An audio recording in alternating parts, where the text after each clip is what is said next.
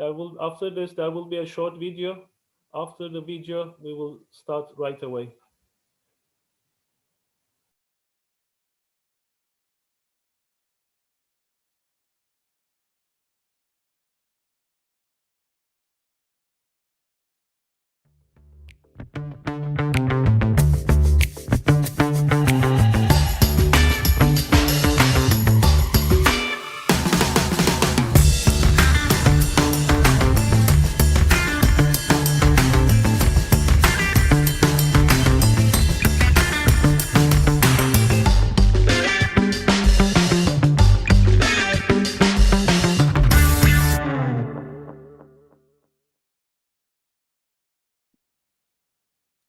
Good evening, everyone. I'm sending the warmest of welcomes to all of you for joining this virtual event, Rekindling the Community Spirit during a unifying Ramadan in Birmingham.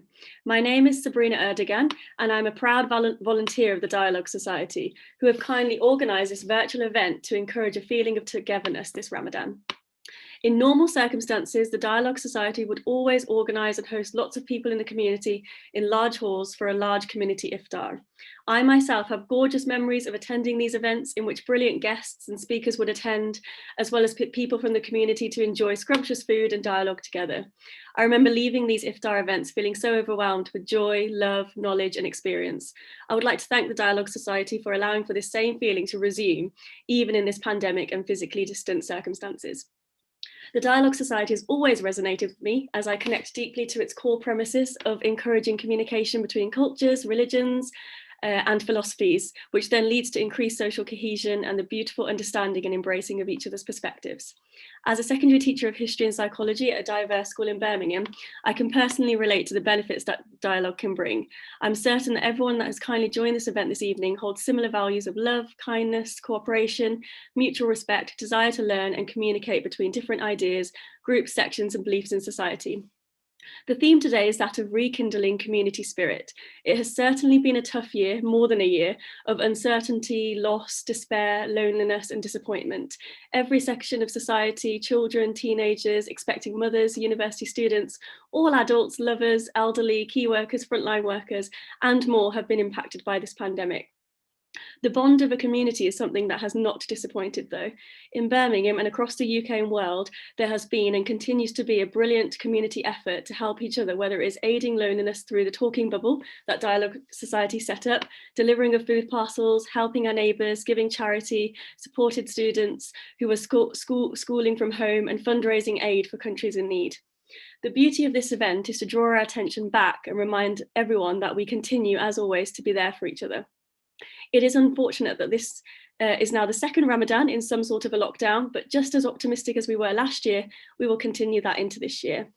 Before I introduce our excellent panel of speakers who have each prepared beautiful words for you today, I welcome us all to now have a 1-minute silence in memory and tribute of all those lost and those we continue to lose during this coronavirus pandemic in Birmingham, England, and the world.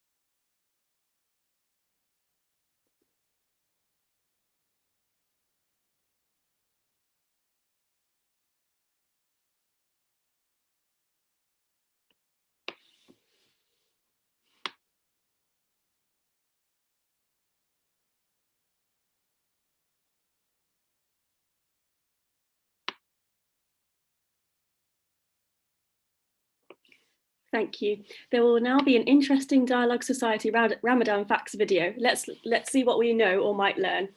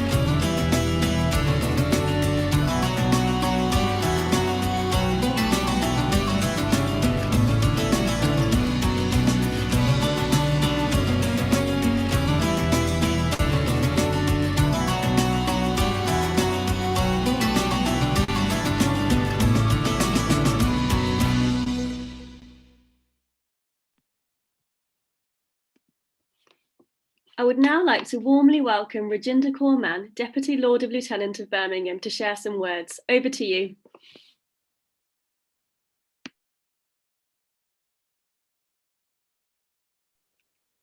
Sorry, let me just unmute myself. This is always the challenges of technology. Firstly, I'd like to say thank you very much to the hosts for welcoming us to this event. And I'd like to start off with offering apologies on behalf of the Lord Lieutenant John Crabtree, who sincerely wishes that this event goes well. It's an honour and privilege for me to be here today and share in the spirit of Ramadan. And I'd like to start off with talking about some personal reflections, really. When I was thinking about rekindling the community spirit and what it's meant for me, as I've been in one of those people who's had to be in the shielding group. So my shielding began just before the actual shielding because my son insisted that, I needed to go into shielding. So along with my mother, who's in her 80s, the two of us found time together. Time that she obviously valued because I never really spent enough time with her, although I thought I did, but she always thought that there was never enough time. So for me, thinking about what COVID has done for society, it's very much like Ramadan. It has caused us to stop. There have been negative experiences, as we'll hear and as we've heard. And most of us have been touched by a loss or someone being taken ill with COVID. But what's been important is, as one of the things that's really come across as a result of the pandemic, is that spirit of togetherness. Togetherness as families, togetherness as neighbours, together as communities, even though it might have been at a distance. That spirit, I think, has been so important to ensure that we continue each day as we go along through to the next, not knowing how long, when this pandemic is going to stop. It's been wonderful to see communities come together. Small organizations which were, running charitable acts have suddenly sprung to cater for larger organizations, for friends, for neighbors, for one another. And so for me, the rekindling of the community spirit has been invoked. And I think that spirit is something that we need to nurture in an environment where technology has brought work into a rapid, manic, environment where everybody's reacting and responding.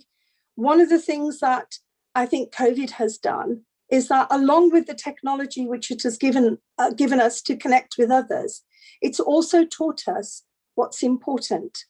So when I reflect back on the last year, thinking about what was important to me, because like everybody else, we all kind of can become involved in the rat race of, running from one thing to another. In that year, what was really important was family, was time to be able to connect through technology, of course, with loved ones, family, friends, neighbors, people abroad that we might not have been able to see otherwise. It gave us time to do that. And I think that this environment has taught us something, that what's really important is that spirit of togetherness. And togetherness is what connects us across the globe. As we watch the horrifying pictures from India, we are reminded once again that although we might be sort of in a relatively better position, that this thing has not gone away and it continues around us. I think the time now for community spirit is not just at local level, but it's at international levels. And although that spirit exists, I think we have to think about how we can support and how we can, share and reach out to people who might be who are vulnerable and who are not able to connect. I've talked about the spirit of family. Family is something that I was lucky enough to have access to.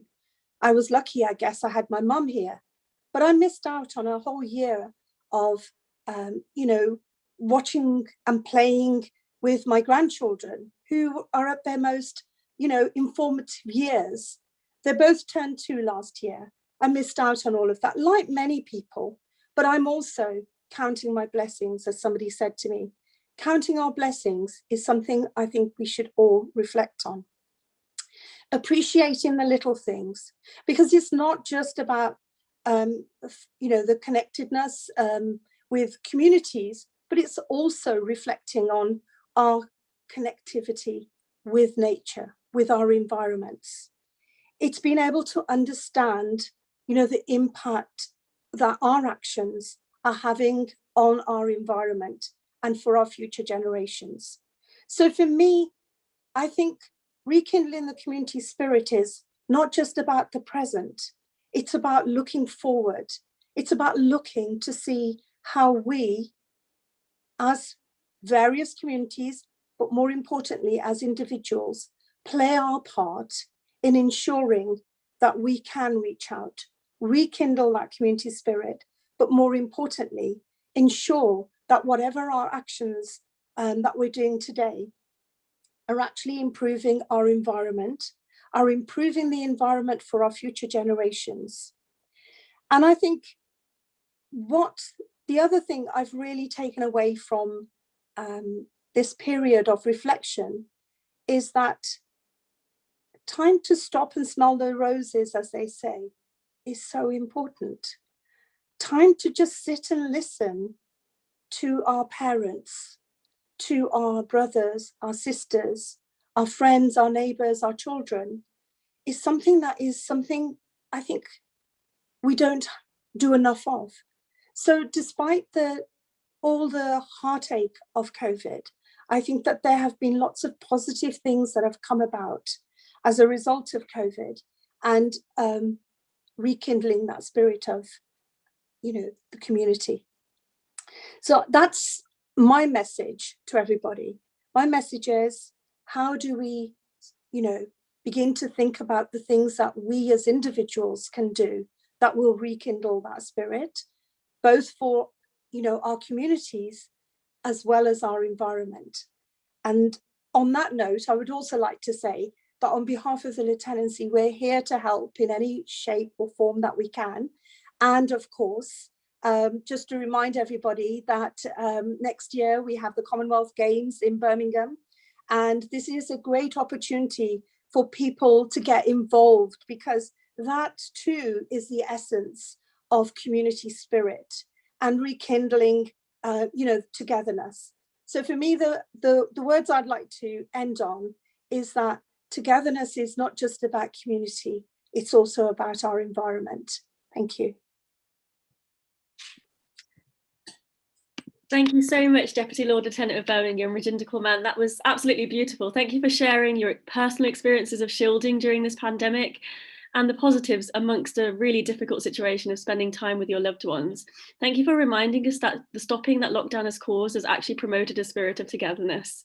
Thank you for also emphasising that COVID has taught us what is actually important, such as family and loved ones. I agree that togetherness is the most beautiful essence and spirit we need to hold on to, as well as counting our blessings. Thank you so much. That was wonderful. I would now like to warmly introduce Councillor Wasim Zafar, Councillor for Lozells Ward. Over to you. Thank you, Sabrina. Good evening, friends. It's a huge honour and privilege to be here sharing a platform with so many esteemed colleagues from right across our city and beyond. And I want to start by saying a big thank you to Dialogue Society. It's an organisation that I've worked with for many, many years. I've had the privilege of attending a number of events over a long period of time, speaking at your events and working very closely with you. It's a fantastic organisation that does so much in building the resilience of communities, particularly around social cohesion and community cohesion right across the diverse communities here in our city, but I know you work right across the country. Listening to Regina, I want to start by reflect on my personal sort of journey and over the last 15 months of this pandemic. as a councillor for Lazelles, which I described very early on to the pandemic, Lazelles as being the epicenter of the COVID pandemic here in Birmingham. And we went a considerable amount of time with, unfortunately, Lazelles being at the top of the charts for COVID positive rates, when Dr. Justin Varney, who's also on this panel, would brief the cabinet every Monday afternoon on the previous week's results. I always feared that Lazelles would remain towards the top, and for many, many months it was right at the top of the charts, and it was something that I was incredibly worried about. And very early on, it also had a huge impact, the pandemic, on my mental well-being. I'd wake up in the morning and I'd fear opening up social media channels or my WhatsApp, because there'd be somebody I know, a loved one, a friend, a mentor. I lost so many good friends here, not just here in Lazelles, but right across the city, and it was doing me a lot of damage. And my mum would often say, you know, why is it that you're always getting the bad news? And people would often inform me and they'd come to me to help them with the processes that would follow, because we know that there was many in the Muslim community that were dying, and Muslims aim to bury their loved ones as soon as possible. And with COVID and the changes to the processes, they would look to people like myself to help them and guide them, and that's ultimately what we're here to do as councillors, particularly during this time. And the other thing, when I look at my life started to revolve around Downing Street briefings and the national media, and that also did me some personal damage in terms of my mental well-being, because every report that was being published early on said, if you've got underlying health issues, which I have as a diabetic, and I've got some challenges with my kidney, if you're obese, which I am, you're going to struggle. And stats and reports continue to say that if you've got underlying health issues and you're overweight, you're going to really struggle with this illness. And that also had a huge impact on me. So I went into a sort of self-imposed shielding. I was very heavily supported by my GP and my support mechanism, particularly my family. But it was a really, really difficult time for me personally, knowing that the threat of being ill and the consequences of that. And then all at the same time, my community, my residents, my constituents also suffering at the very same time too. So there was those personal challenges, and the inequalities within our communities became really, really stark. In Lazelles, we've got the lowest male life expectancy. We've seen real challenges. A lot of our work residents in Lazelles have front-facing jobs, so they're out there putting themselves at risk to feed their families and bring an income, and that was obviously increasing the vulnerability and obviously the impact of this pandemic too. And one thing I think we've all learned, we can't just once this pandemic's over, we can't just press the restart button. We need to change the way we live our lives. We need to, as decision makers, ensure that we are supporting those communities, particularly in those deprived areas, whether it's in the northwest of Birmingham, whether it's across the east of Birmingham, whether it's in those white working class neighbourhoods. We need to provide the right level of support to make those communities more resilient. So if something, God forbid, like this was to happen again, our communities would have far greater levels of resilience. On the other hand, if we put a mirror up to our city over the last 15 months, I think we've seen the best of Birmingham. We've seen how communities have come together.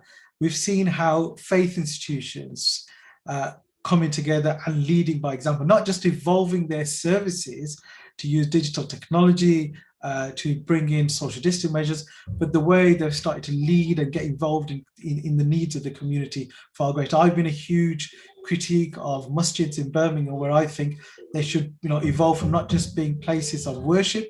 They need to continue to be places of worship, but also be a place for the community, a community centre where people of all faith and none can come together and be supported. And I've really seen the best of Birmingham, where faith institutions and community groups have really come together to support those communities. And here in Lazelles, every day I see examples of people supporting the most vulnerable. And I've been privileged to work in a community and in a city where we've got so many wonderful people, whether they're setting up food banks and supporting individuals, whether they're supporting charitable causes here or across the world. We know the Muslim community are the most generous community there is, who in particular during the month of Ramadan, they really provide. And now on Ramadan, Ramadan is a month of sacrifice. Muslims who are able to fast for long hours in a day. And obviously the summer months are the most challenging. We get more light hours in this country than many other countries across the world. And you have to fast during those long hours. It's a month of sacrifice. But we've seen during the month of Ramadan, Muslims really sacrifice their normal lifestyles in Ramadan. Ramadan's usually a time of celebrations and big iftars and big get-togethers, not just in families, but communities. We've seen some big open iftars in Birmingham in recent years too, with the good weather and Ramadan clashing with the summer. And then you finish the month of Ramadan with a huge Eid celebration.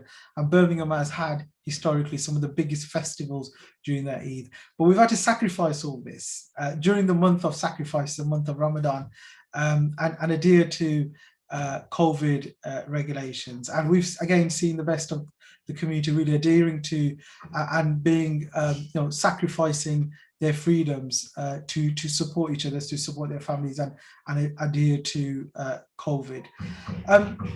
Two final points. I'm conscious about time. 2 weeks ago, I've been dying to get back out there, and I had my second jab. I got it early because of my underlying health issues, and I started to get out in the community again. And 2 weeks ago, there was a little pick we organised in Lascelles for a small estate in Lascelles. It started off with 5 or 6 people. As we walked across the neighbourhood, there were people who, some of them out on their daily walk, who had joined in, and they just wanted to get involved. They wanted to talk to other people in the community, and they, we ended up with, I think it might have been a group of 12 that's obviously split in 2 different directions. But it was so good to see people out there, and particularly wanting to see a clean neighbourhood.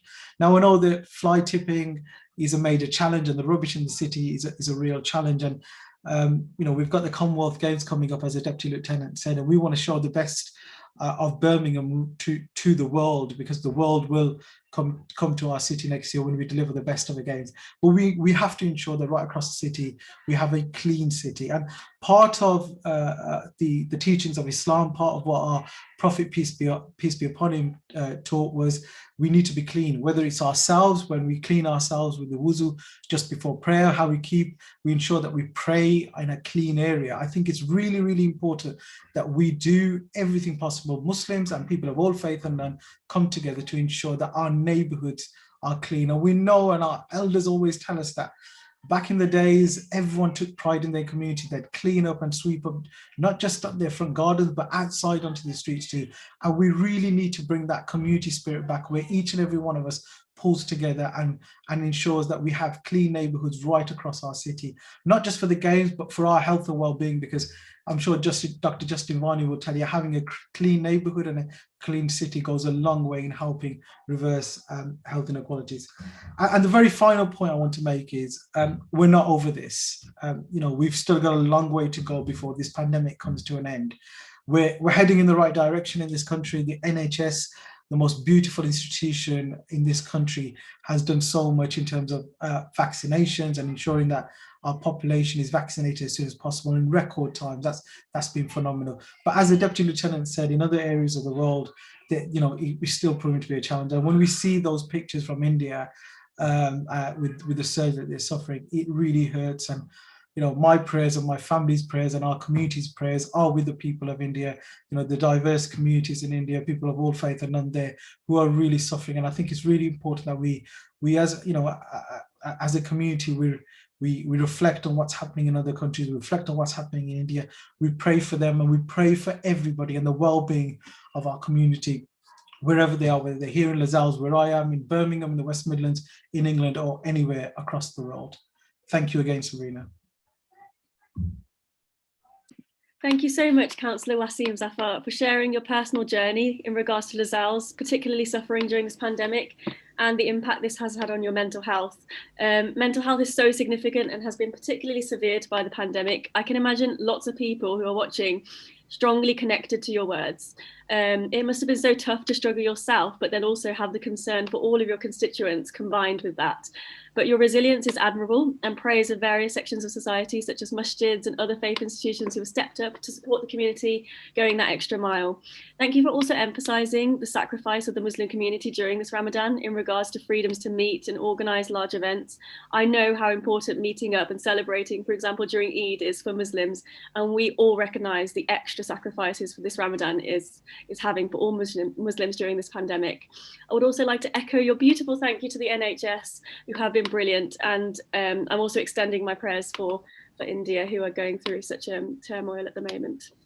I would now like to excitingly hear a live music performance, Ney, presented by Tugay Yalcin, volunteer of Dialogue Society. Ney is a bamboo flute and described as the absolute instrument of the human soul with a very soothing sound. So over to you, Tugay. Thank you, Sabrina. I'm greeting to all respectful speakers and participants. Thank you so much, Dialogue Society, for this great program and also inviting me. Yeah, you told this is Ney, one of the Turkish traditional instruments I would like to perform. I hope you will enjoy. Thank you again.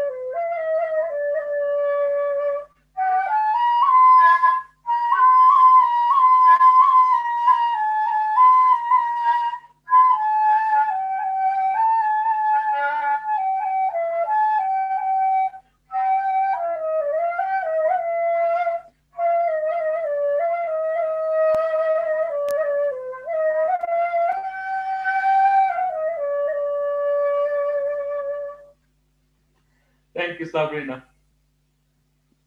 Wow, that was absolutely fantastic, Tugay Yalcin. I actually almost have tears in my eyes. Thank you so much for that heartwarming piece. Thank you for performing that to us live. Nothing beats live music. And I can imagine not a lot of us have had that opportunity over the last year to hear someone performing to us, you know, in live time. I think what you've created there is a connection with every single person who has joined us this evening, evoking strong emotions and feelings during such a blessed month. The sound was absolutely beautiful. Your talent is mesmerizing. Thank you so much again. I would now like to warmly welcome Zeliha Badat Kushtu, lawyer and volunteer of Dialogue Society Birmingham branch. Over to you. Thank you, Sabrina. Good evening to everyone. It's a pleasure to be here on this online iftar event. As Sabrina has mentioned before, we were normally used to all these great big get-together iftars of Dialogue Society. So joining you guys here online at the moment is very unusual, but it's still very, very nice. As already described by some of the co-speakers, we've all experienced and seen the impacts of the pandemic from very close up. Many have been infected with the virus, been hospitalized. Many lives has been lost, sadly, and many of us lost their beloved ones. Many have lost their jobs, left isolated, and left without support. Many people have seen their lives literally collapse whilst being under the assumption that they were actually leading a secure life. You know, not to mention that our children have missed out on their education, affecting them for the rest of their future. And the list goes on and on. And I don't think that it would be an exaggeration to say that our lives actually turned upside down during this period, juggling between working from home, is so lucky to still have a job, and homeschooling our children at the same time. It's been really challenging. But we've also seen courageous people working in the front line, the key workers in the hospitals, the frontline workers, at food banks and charity organizations trying to support the ones in need. Many people volunteered to support others who were in self-isolation and in quarantine. People from within the community have been helping out the elderly and the less mobile amongst us. So we've actually seen the impact of COVID being very negative, but on the other side, seeing all these positive things happening, people standing up for each other, helping each other out. It's been really amazing to see that how differences all of a sudden disappeared, and regardless of where we are from, what belief we have, what religion we have, what our color is, what race we are, it all didn't really matter. We were all there together to try and support each other, reach out to each other. That was really amazing to see.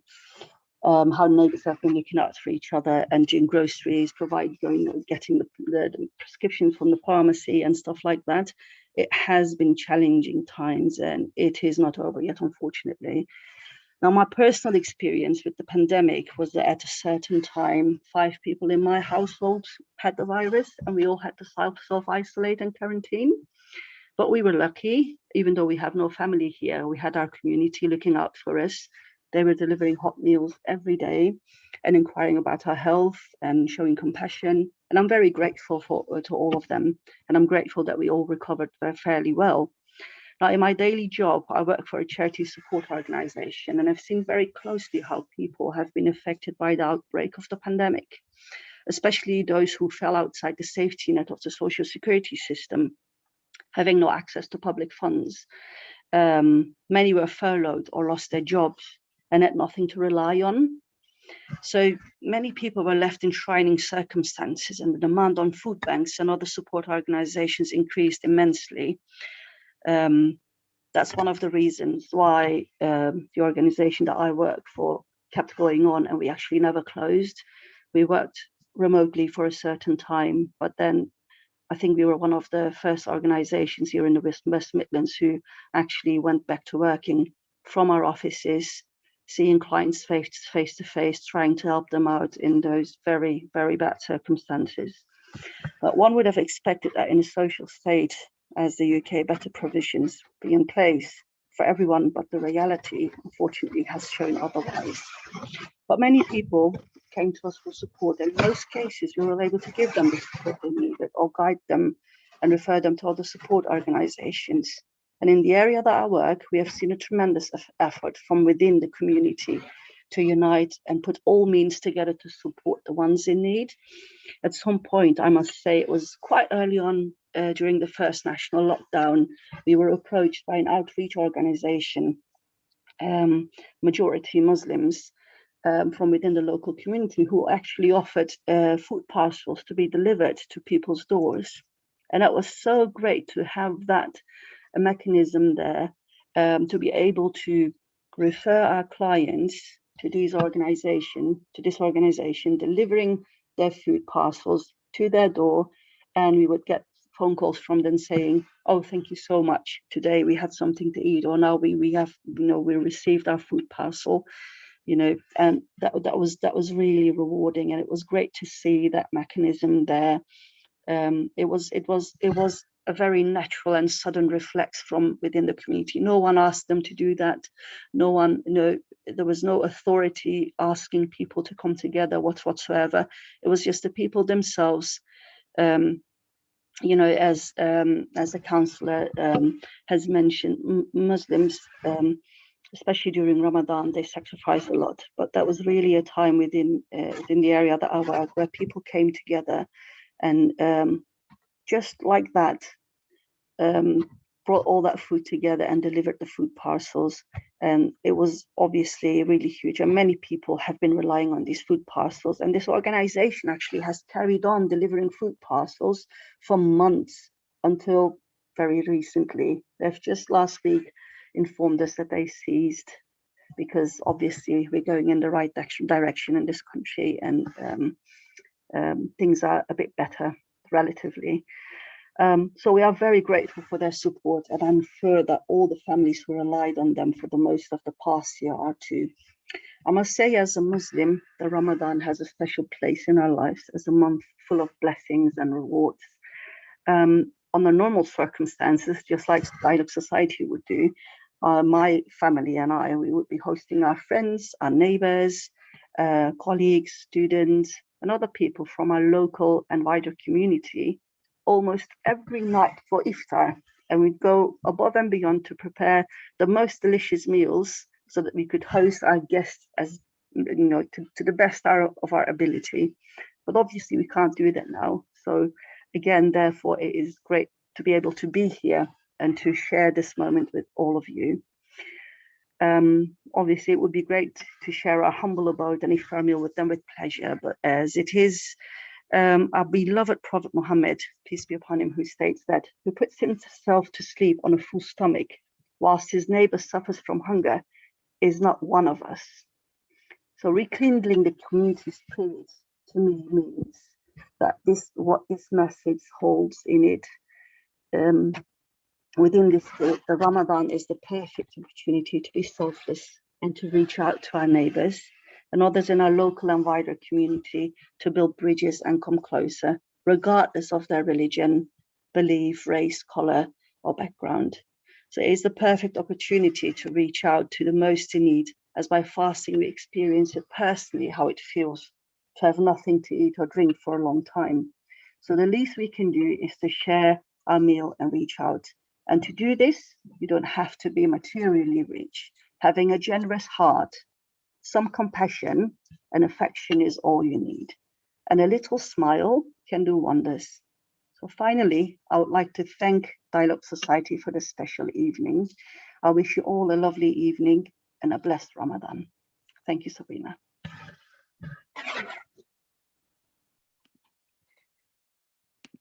Thank you so much, Zeliha. That was absolutely beautiful. Thank you for reminding us of the stark realities and consequences of the coronavirus pandemic all around. And for also emphasising the courage of various organisations, frontline and key workers during this period have just been absolutely incredible. Thank you for highlighting the differences. That differences actually disappeared during this period in the essence of caring for each other, such as your community who helped you during your family's period of self-isolation. I'm in awe of the perseverance of your company to keep going and seeing your clients face to face to give them some ease and support during this difficult period. For example, aiding them towards organisations that were delivering food parcels. What beautiful community spirit you've highlighted for us of the natural kindness of humanity, which resonates with the spirit of Ramadan. I myself have been blessed to be one of your past guests for iftar, which was absolutely delightful, and I deeply connect to your struggle and sacrifice to have not been able to do that this year or last year.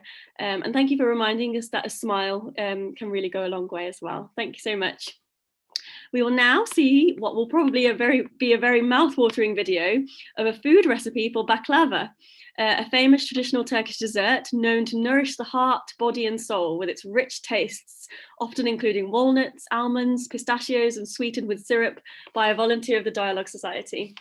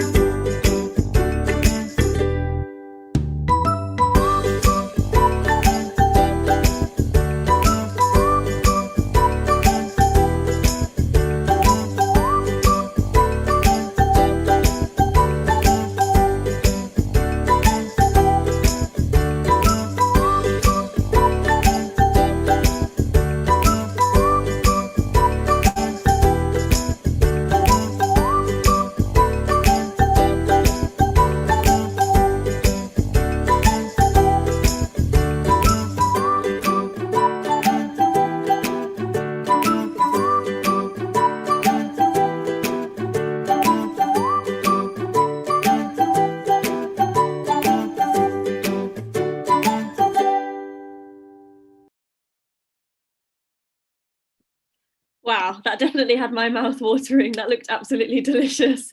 I would now like to warmly introduce Dr. Justin Varney, Director for Public Health for Birmingham City Council. Over to you, Justin Varney. Thank you, Sabrina, and thank you for having me tonight.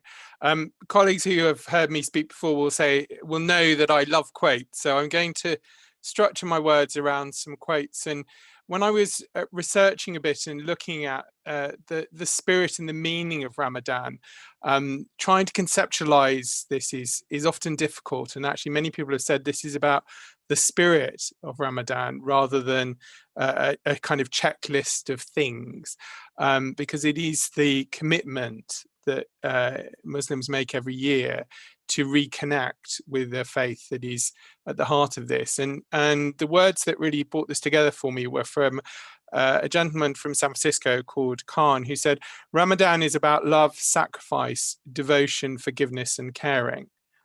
It is patience, charity, effort, and 1 month in a year to try to be completely human. And at the end of a year in which we in Birmingham have lost over 3,000 people to COVID and over 17,500 people have spent time in hospital with COVID, this year Ramadan is a month of reflection and reconnection not just, I think, for those in our Muslim community, but for all of us in the city, as we continue this journey through the pandemic and try to navigate the next steps as we learn to live with COVID for a period more. Rumi said, when the world pushes you to your knees, you are in the perfect position to pray.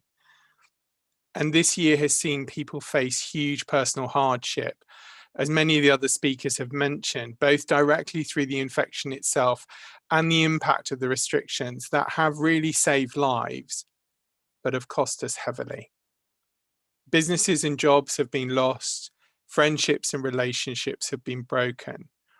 And throughout this difficult year, for many of us, personal faith, whether structured through religion or not, has become more important. Faith in the greater good, in a power that is greater than all of us, has been something that both myself personally and others that I've come into contact with have talked about being fundamental to navigating the darkness through which we have travelled.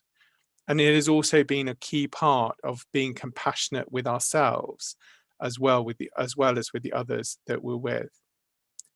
Socrates said, there is no passion more valuable than a good and faithful friend. And as many have said, this has been a year in which friendship and community has never been more important. I was very blessed before the pandemic to have been starting to build relationships with the faith leaders in Birmingham, and particularly with the leaders of the masjids, with whom we've walked together since February, just before the pandemic started last year. And throughout this, we have met every week or every other week to talk about how to support the Islamic communities of Birmingham to navigate these difficult days. And I have to say, when I arrived in Birmingham in 2019, I understood some of the Islamic faith, but they have walked alongside me and helped me understand in a huge amount of detail many of the celebrations and of the rituals of faith, as we have together tried to co-produce guidelines and navigate restrictions to support the Muslims of the city to celebrate their faith as safely as possible through these difficult days. And I do want to give a particular acknowledgement to the Bahu Trust, and particularly Kamran in the Bahu Trust, who has walked closely alongside me through this and stepped up in the very, very early days to make the resources of the Trust available to bring together the masjids alongside Birmingham's Muslim Council. And I'm very grateful for the efforts that they have given to us to enable the council to engage as strongly as we had. We worked together last Ramadan, and it was with both relief and pride that I saw the Muslim community follow the guidelines, work in the leadership of the faith leaders, to work with the communities, to recognize the sacrifices that were being made, but to keep reminding people what was at stake. And actually to come through Ramadan and Eid and not see the case rates in the city surge up was something that gave me huge pride in the work that we had done and the leadership within our faith communities. And I am deeply saddened that the pandemic has not resolved enough this year for this Ramadan to be easier, and that we must keep going, because as we see in the images from India, from Brazil, from parts of Europe, we are in the final part of this pandemic, I hope, but we still have a long way to go before it is over, and it can turn around quickly. Hafez said, stay close to anything that makes you glad you are alive. And during this last year, we have learned so much about ourselves and about each other. We've spent more time alone or with the people we live with and in the immediate communities in which we live than we have at any other time. And although sometimes that has been hard, and despite loving those people that we share homes with, it is not always easy when you have to spend time with them.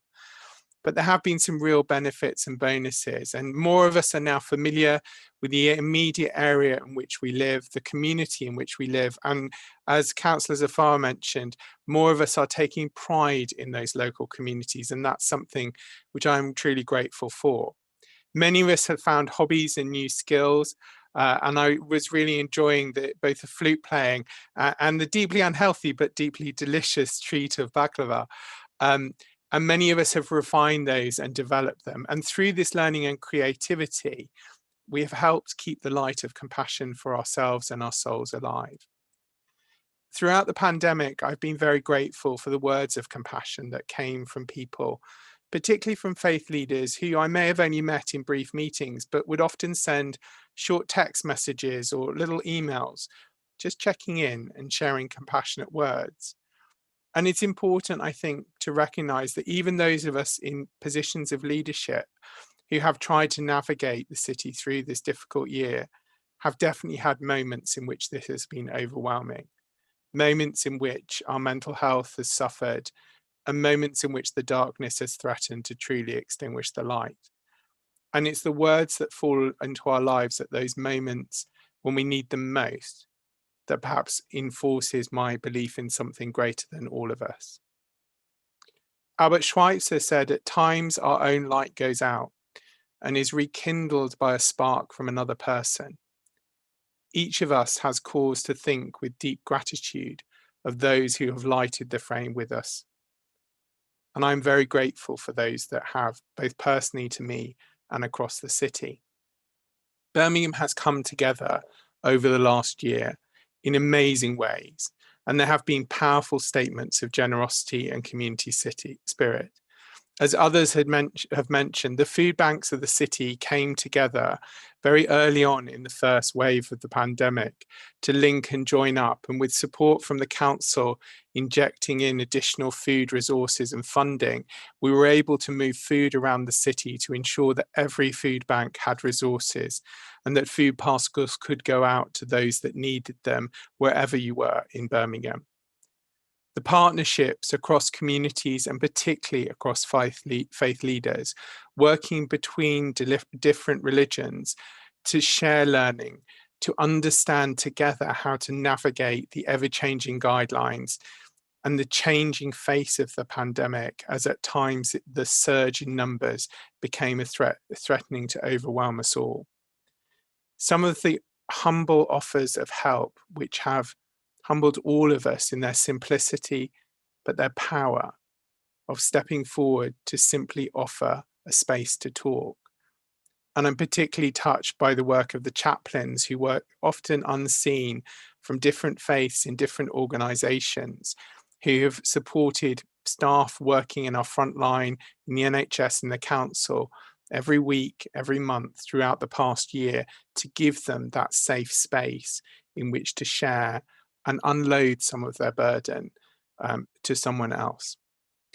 Many of our leaders continue to step into this space of supporting our communities, and I'm very grateful that many of our masjids, our gurdwaras and our churches are now hosting vaccination sites and putting their shoulder to the effort to ensure that this city is protected against the third wave when it comes, and potentially the fourth and fifth that may sadly come after that.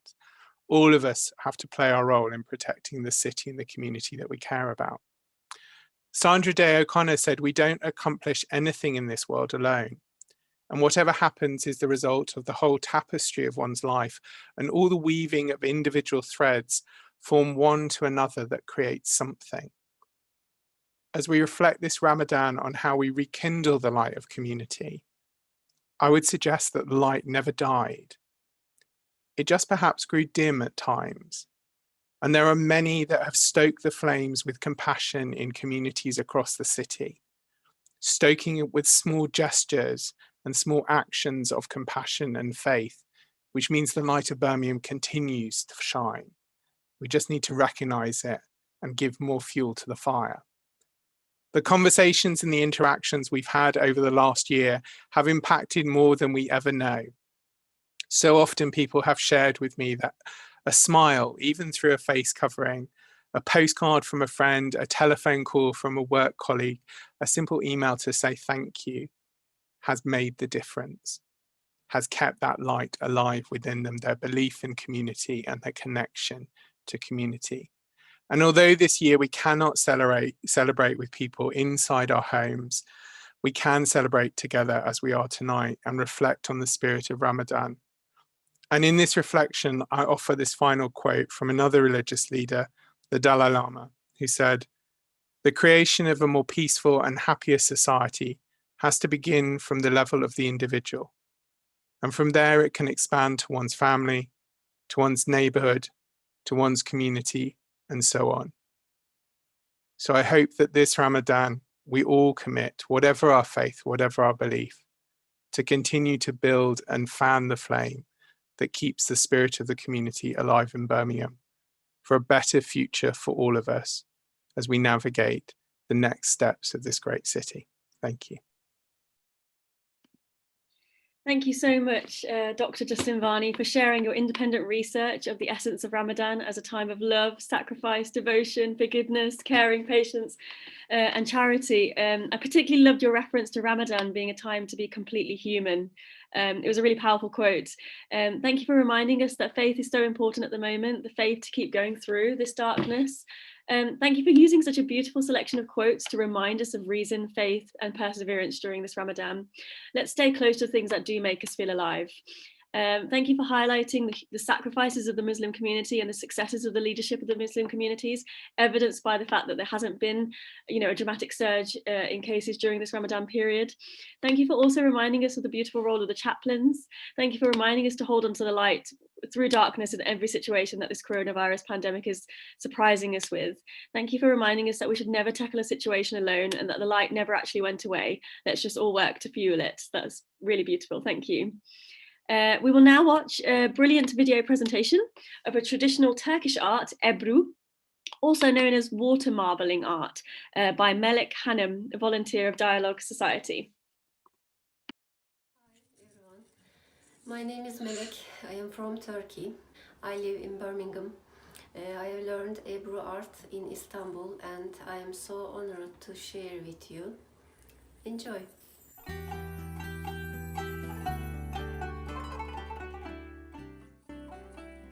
Ebru, also known as marbling, is the art of creating colorful patterns by sprinkling and brushing color pigments on a tray of viscous water and then transforming the patterns on paper. It has been a traditional art of book enriching calligraphy and binding books for many centuries. In the 13th century, the first form of Ebru emerged in Central Asia and spread to Anatolia through. During the Ottoman period, Turkish calligraphers and artists created new forms and perfected techniques. Coming over the Silk Road to Anatolia from Central Asia, the art set out from Bukhara in Turkestan, picked up its name Ebru in Iran, and settled in Anatolia. Was the name it acquired from Farsi Ebri on account of its cloud-like appearance? Or was it Ebru because it was created on water in a vessel? This is not very clear. Ebru technique consists of sprinkling colors containing a few drops of ox gall into the surface of the bath of water mixed with kitre, gamtragaganth in a tray.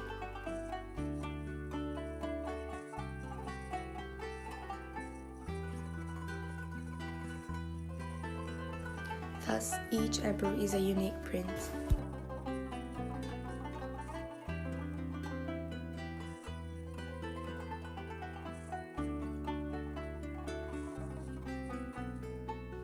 Materials used in Ebru art.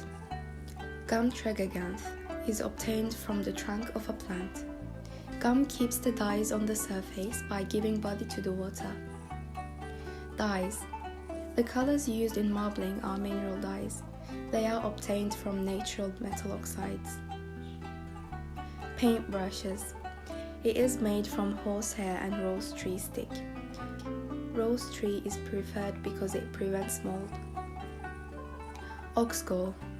This is the most important material for marbling. Its main functions are to prevent mixing of dyes. For instance, when blue and yellow are simultaneously applied and mixed up as much as possible, green never appears. To assist dye fixation on the paper. To give different shades of the same color and different size of patterns.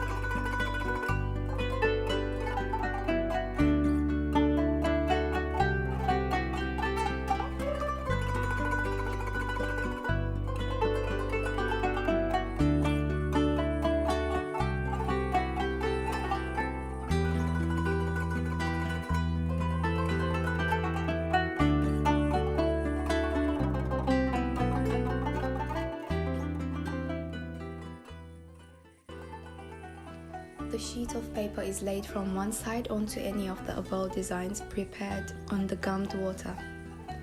Now this processing makes the dye fixed on the paper. The paper is then carefully lifted off.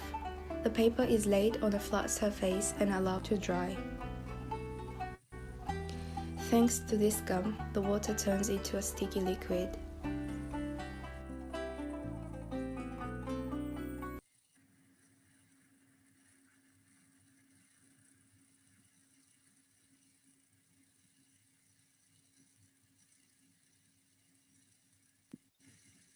Wow, thank you. A cliffhanger there from Melek Hanım. Thank you so much for sharing your beautiful talent. I was really engorged in that. That was absolutely stunning traditional art with a beautiful commentary as well, educating us about the history and... And then here you are. This is the result. So, although this art was made on the water, neither dyes got mixed with water nor each other. A magnificent beauty is achieved.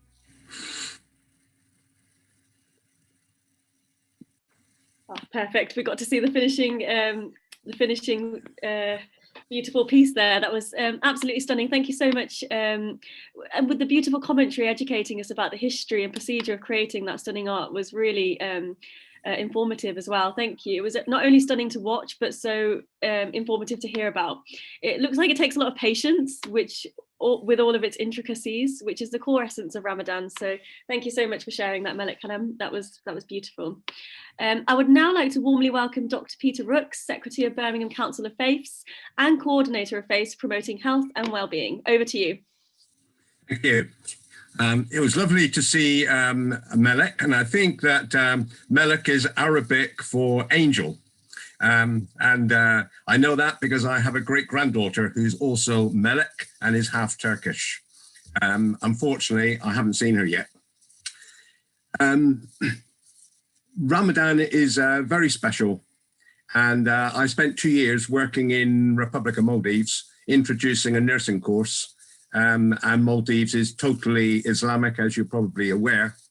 And it was a time in my life when I really came to appreciate Islam and what Islam stands for, and in particular Ramadan. And like everyone else that I was working with, I fasted during Ramadan, and became a very special time. I'm not going to repeat everything that Justin said, but I would want to endorse it. My background is also in healthcare, and currently I work with Health Watch Birmingham and with the Community Health Trust. Now, the COVID-19 lockdown has really caused a lot of grief to many people because of the very necessary disruption to our normal patterns of living. Because of where and how we're able to shop, we're not able to go to the gym or the hairdressers, to the cinema, the theatre, restaurants. We're not being on holiday. We're excluded from seeing friends and family, unable to attend places of worship, death of a close friend or a family member, difficult to mourn in the usual way, working from home, children being educated at home. And all of this has caused increased domestic tension and increased mental health issues. On the other hand, loneliness is without doubt worse for people who live on their own. And I hear grandparents saying that they haven't seen their grandchildren for over a year. And indeed, I haven't seen my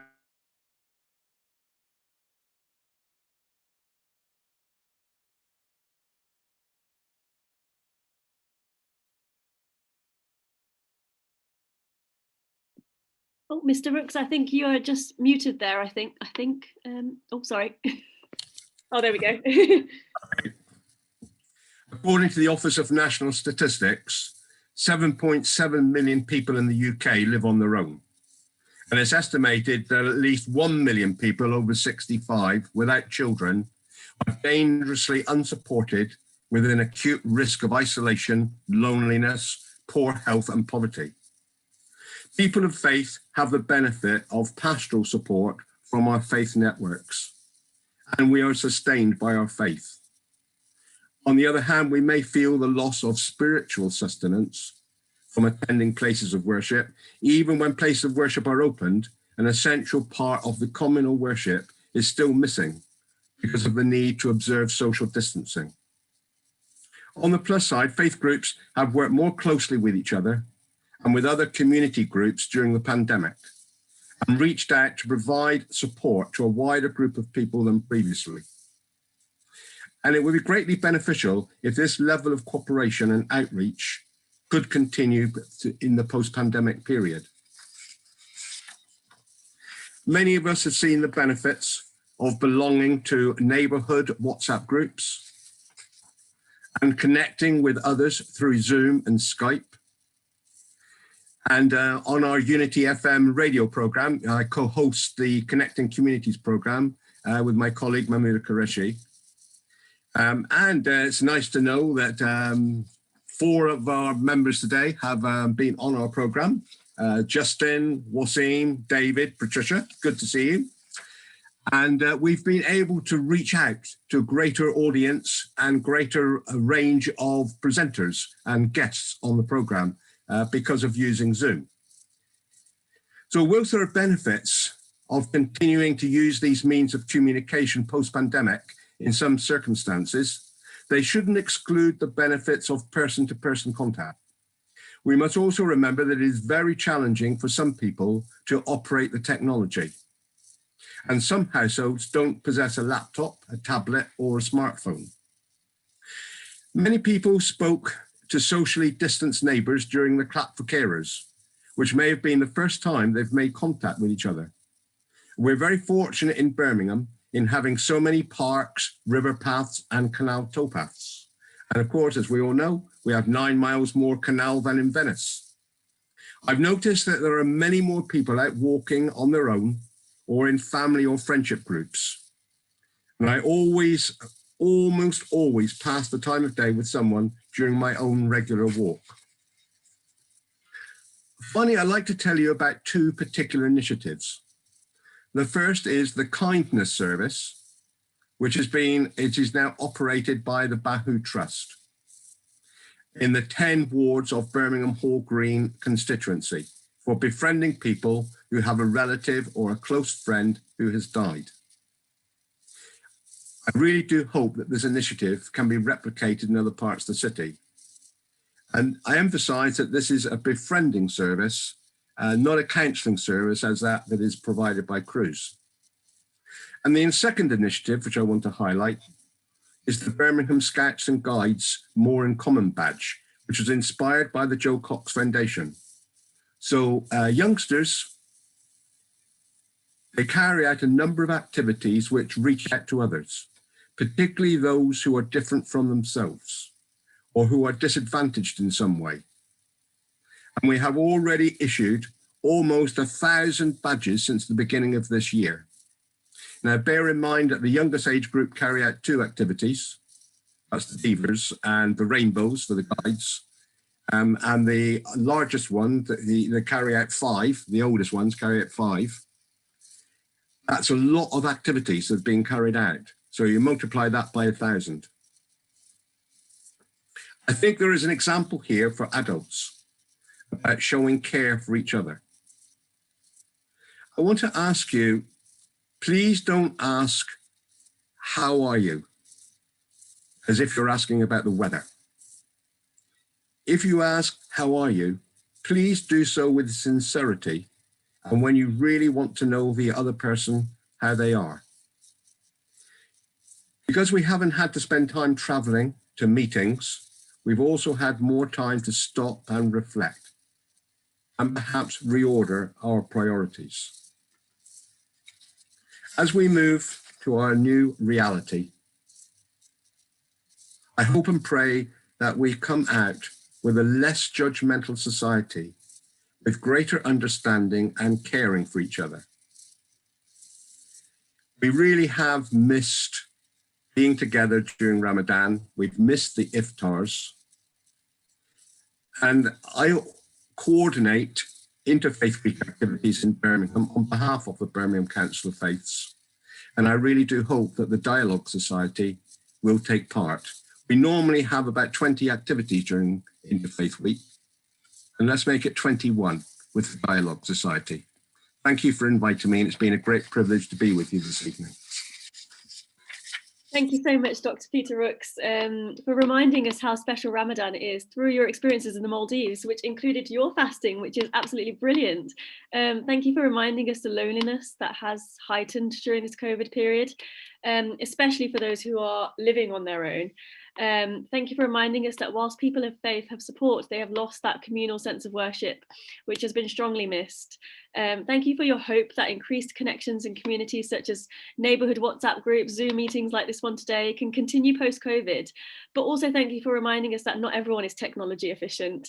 Thank you for highlighting us some of the various initiatives that you're supporting in the community, such as the Bahu Trust, Befriending Service and Scouts organisations. I have warm memories from my childhood attending Rainbows at St Hilda's Church in Birmingham. So I can personally connect to the beauties of these organisations. They were the best times ever, like playing games and just so much. Thank you for sharing that we should also spend more time to talk to each other, and that a stranger can be more than just a stranger on the street. Thank you so much. Again, I would now like to share a piano presentation by Rifat Fuat Ozturk, Year 9 student.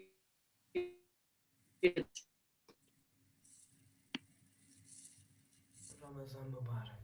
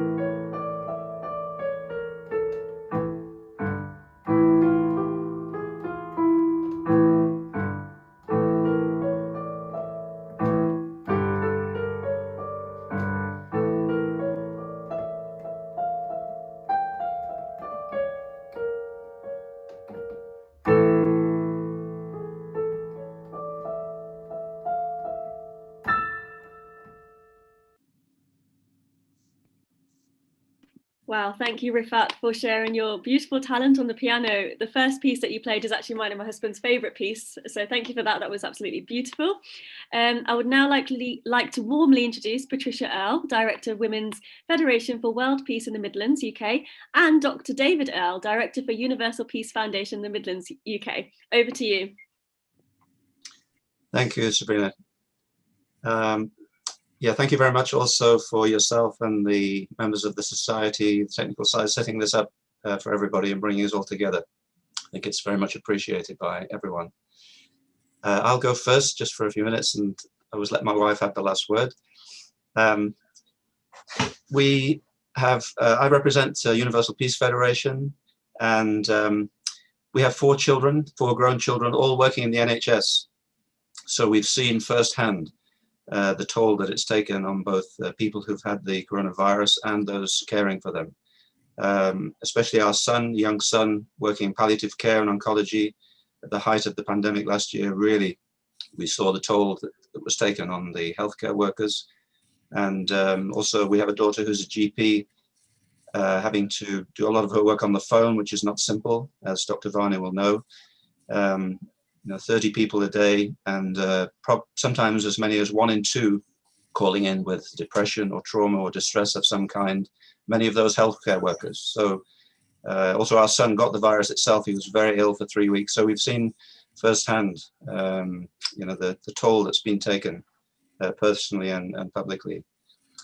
Our Peace Federation works around the ethos of our interdependence, mutual prosperity, and our shared values.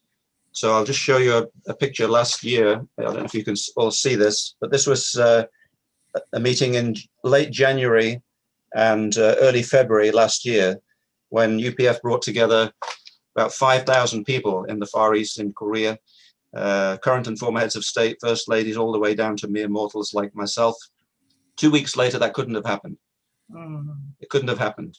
It was a very dramatic experience for us. We checked up on all the people who took part, and everybody was okay. We came to that meeting, but that was a stark reminder for me of the sudden impact that this whole situation had on the whole world, because people had come from all over the world, literally, to that gathering. I just want to make one point, really, and it is that it's to do with something Dr. Varney touched on towards the end of his talk, and has been touched on by some of the others, the devotional aspect of Ramadan and its value to our city, our society. And each of us has both a finite physical presence, which we can see even on the screen. Even though we can't meet each other, we can see one another's finite nature, but we have this infinite, invisible, mysterious nature, our heart, our mind, our emotions, our spirit.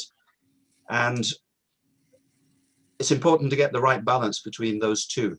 And much of our spiritual practice and discipline, as in Ramadan, is trying to get the right balance between those two aspects of our life. And each has a purpose. Our physical body has its own individual purpose, its sort of self-centered purpose, which is all in good. But this other inner nature can connect to everybody, can go beyond boundaries and connect to everyone. So we have a public purpose and an individual purpose.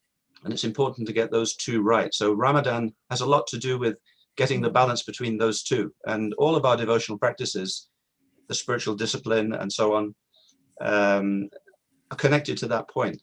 So I'd just like to make the point, really, that when we offer devotion sincerely, whether it's praying on a church, church on a Sunday, as we did in the past, or observing Ramadan, I believe there are these two aspects to our devotion. One is personal, but the other is public. And I believe that since devotion is offered sincerely, as in Ramadan, then if the Almighty, the divine God, Allah, is looking down on our city, then he can take both of those aspects, and we can be blessed personally, but also that devotion is also for the public good as well. And we maybe tend to overlook that or forget that, or don't emphasize that perhaps enough. So that's my understanding, that when devotion is offered sincerely, whether it's by a Muslim, Hindu, Christian, Sikh, or whoever, there are these two aspects. There's the personal aspect, but also there's the public aspect. So I would see Ramadan in that sense. It's being offered by our brothers and sisters in the Islamic tradition, but it's also for our city. And I think we need to then, in terms of rekindling the community spirit, we can always do more perhaps to affirm that, empower each other, and recognize that devotional aspect as something of value to all of us. It's not just within the Islamic community, or it's for everybody, as well as for us personally. I think it's very important. So my wife and I, we like to do that at particular times of year, whether it's Easter with our Christian friends or during Ramadan, just to affirm and recognize that public aspect of devotion, which we feel is so important in a place like Birmingham or our multi-everything cities that we live in now. So one of the things we do is we visit as many of our friends as possible, just with a little something to say thank you, to recognize their devotion. We can visit probably about 100 of our close Muslim friends during Ramadan. That sounds like a lot, but actually, when you go into Spark Hill and Spark Brook and Small Heath and Lascelles, you can probably visit 10 in 1 hour. So, but the point is to recognize the devotion that we're offering, both personally and publicly. I think it's a very nice thing to do that, and we can do more of that. And that also brings us together. We get such a nice reaction. We often come home with about 3 times more than we went, you know, with samosas and baklava and more than we went to take in the first place. It's a beautiful way of interacting with one another. But the point is to recognize and affirm. And I think Dr. Vani said, you talked about light. We just need to recognize it and add more fuel to the fire, fan the flames. And I think we can never do enough of this type of thing in our different communities. So that's my little sharing, and now I'll pass over to my better half, Patricia. Hello, good evening, everybody. So my name is Patricia. I come from Belgium. You can hear my French accent, but I've been in England for a long time, and we have 4 children. And I just wanted to explain a little bit what I did before the COVID, and then my experience after the COVID. So I'm a coordinator of the West Midlands Women Federation for World Peace. So I've been doing a lot of work for women, for peace and for interfaith. And so for almost 27 years, I organized a women peace meeting. Every month we would meet together. In the beginning, just very small, but then it grew more and more. And now we are a melting pot of women from all race, culture, faith, no-faith, social background, age. And we leave everything aside and we come together for our aspiration for peace and human rights and justice. So that is part of my life, this peace meeting. And sometimes we meet at my home. We have quite a big meeting place, and we can be 120 women coming together, connecting together in heart and standing up. And often we listen to a woman, a story of there's a conflict somewhere in the world, or expressing a concern for society that we share in common, women of all faiths together. And then we have a time of sharing with one another, and then a time for praying and eating together, and then also acting, doing some project. You know, that is a little bit the context. But with the COVID coming, that was a real shock on my system, I can't tell you, because that was the end of our meeting. It was just devastating for me, because it was this really part of my life, you know, this women peace group, and all the women, hundreds of women have been coming together, imagine in 27 years. And also, our children working all for NHS, they were very cautious. We were not allowed to mix with anybody. They were so scared for it. So it was really challenging. And then I really realized, I decided that's it. I wouldn't give up. I want to keep in touch with all these women. And I did it through WhatsApp. We had a whole network. We would share words of inspiration with one another, amazing sharing with all these women together. And I realized you can turn around a situation. If the heart is there, we can do anything. There's no border. And it was so uplifting for all of us that we could feel we still connect with each other. I wasn't very good in technology, so it took me a while to go online, but for months we did that. And also I realized to give one phone call and ask somebody, are you really okay? You know, genuinely. And the impact on people's lives, just to feel the concern, you know, writing a card, you know, praying for each other, you know, when you feel the sorrow, the pain, the loneliness of all of us, we can pray for each other. And the power of prayer is so amazing, you know, and it seems like we are there, even if we are not there physically, through prayer. And also, like David said, we visit people at the doorstep or bring a little something. And the thought, you know, thinking about somebody, it gives so much joy, and it gave us also so much in return to help us to keep going. So that is my experience. And then we went more into technology, and we organized more Zoom meeting online, which was a really challenging thing in the beginning.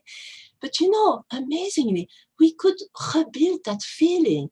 And sometimes we can still have 100, 140 women on Zoom, you know, amazingly. And even, okay, we miss the physical contact.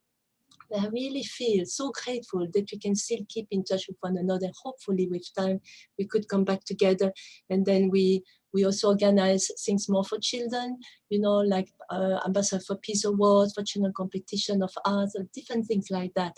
But so I learned something through all that experience. The connection of heart will never go away. We have to invest and keep going, and then, you know, one day we will meet again. It will be so meaningful. We'll have a hugging evening.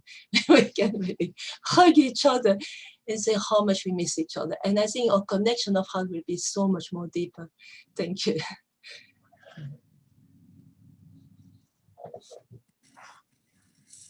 Wow, thank you so much, David and Patricia. You've had a unique insight into the experiences of key and frontline workers and victims of COVID through your four children. I can't imagine the pride and love you must have for them, because that's just absolutely incredible. David, thank you for emphasising us of the devotional aspect of Ramadan and the balance between physical and inner nature, which cannot be seen. I've never heard this sort of an explanation, and it really resonated with me strongly. I loved the explanation of Ramadan being about getting the balance between those 2 points of physical and public presence and inner spiritual personal presence and essence. Thank you for highlighting that Allah's blessings can be for us personally and publicly through our devotion. This naturally encourages us to go out and rekindle the community spirit, just like you were with your sweet bags. Amazing. And also thank you to you, Patricia, for sharing your role in society, especially for women, for peace and interfaith. It is amazing how diverse your job is, and such a beautiful concept: peace, love and connection. What an uplifting feeling that must have been, the gatherings with women in your home from all over the world and different faiths.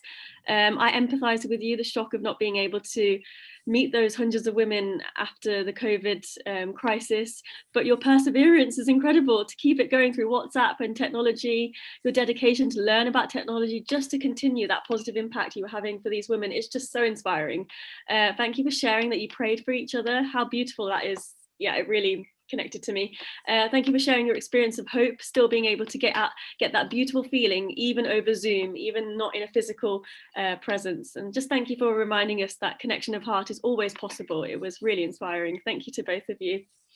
We will now watch a video poem presentation with 2 poems from Rumi, If We Love and I Prayed for Love. It will be read by Rihanna Doan, and the video has been prepared by Bahar Tiriyaki, college student and volunteer of Dialogue Society. Rumi is a very famous Sufi mystic, Islamic scholar and poet. His unique spirit transcends in his poetry.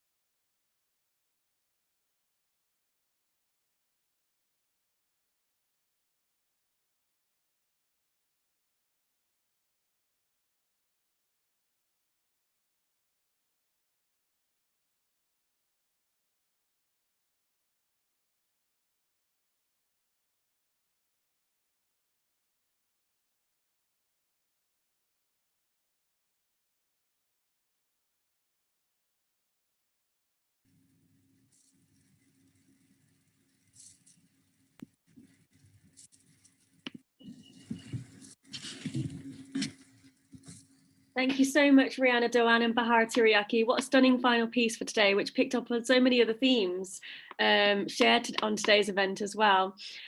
Thank you so much, everyone who has joined us today during such a blessed month to share this Dialogue Society Community Virtual Iftar event together. I would like to especially thank the wonderful guests, speakers and contributors who have made today so special and fruitful with their beautiful words and experiences. I'm wishing all those who will be soon opening their fast a blessed Iftar and a warm good night to everyone. Thank you.